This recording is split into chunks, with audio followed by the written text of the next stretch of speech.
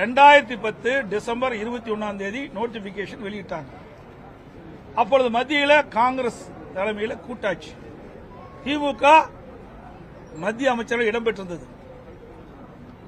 அதுவும் திராவிட முன்னேற்ற கழக நாடாளுமன்ற திரு காந்தி செல்வன் அவர்கள் மத்திய சுகாதாரத்துறை இணையமைச்சராக இருந்த பொழுதுதான் இந்த நீட் தேர்வுக்கு ஒப்புதல் கொடுக்கப்பட்டு மத்திய அரசாணை வெளியிடப்பட்டது. ஏதோ அதிமுக ஆட்சியில் வந்து அதிமுக இருக்கும்போதுதான் வந்தது என்ற ஒரு தவறான செய்தி தொடர்ந்து முதலமைச்சரும் அமைச்சர்களும் பதிவு செய்து கொண்டிருக்கிறார்கள். இது நாட்டு மக்களுக்கே தெரியும்.